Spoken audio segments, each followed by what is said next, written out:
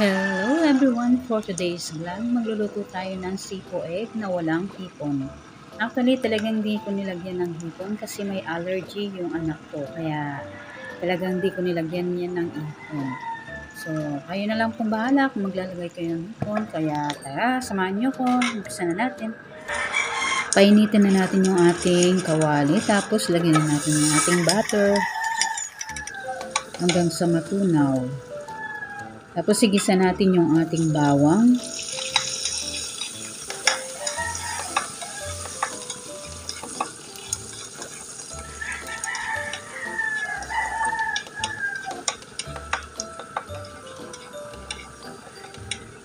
Sunod natin yung ating sibuyas.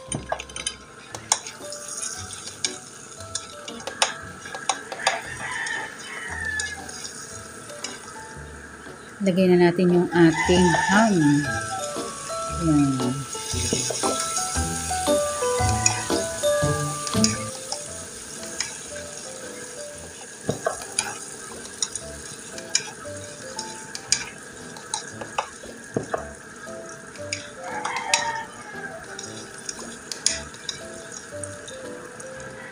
Then, sunod na natin ilagay yung ating carrot, singkamas,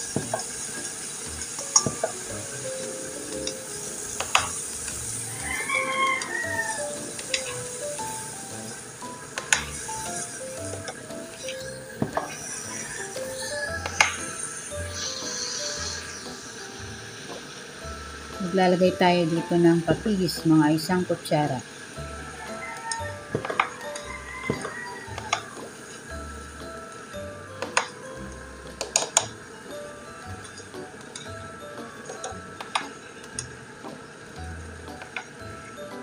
Isunod na natin ilagay yung ating sayote.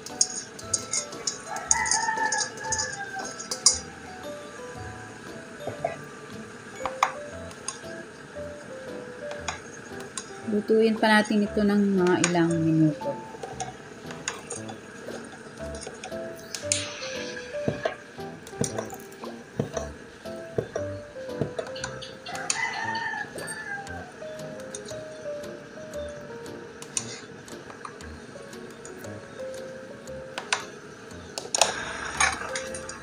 Bumili din ako ng 1 kilong mixed bread cheese. Yan. Itong padagdag. Meron itong green peas, whole kernel, at saka carrot.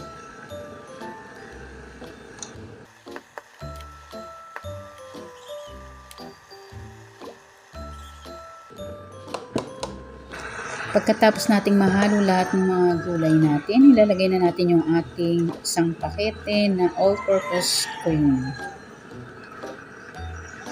Tapos magdadagdag pa ako dito ng 1 tasang evaporated milk at 1 chicken cube.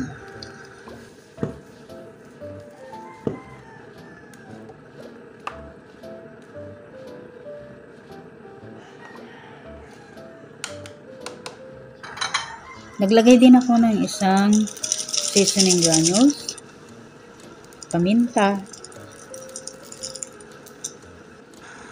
at nilagang itlog ng pugo.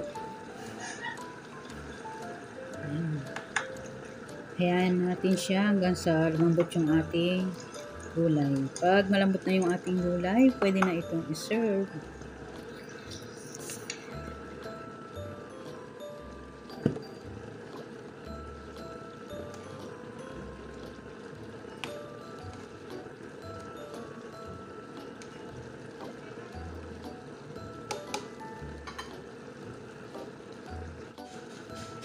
Tikman din natin kung sakto na sa ating panlasa. Kapag hindi, pwede magdagdag ng patis or asin. Depende po sa inyong panlasa. Yan, ilang saglit lang at ito na po ang ating sipo egg. At kung bago ka pa lang dito sa aking YouTube channel, huwag kalimutang mag-like, comment, share, and subscribe. Thank you for watching.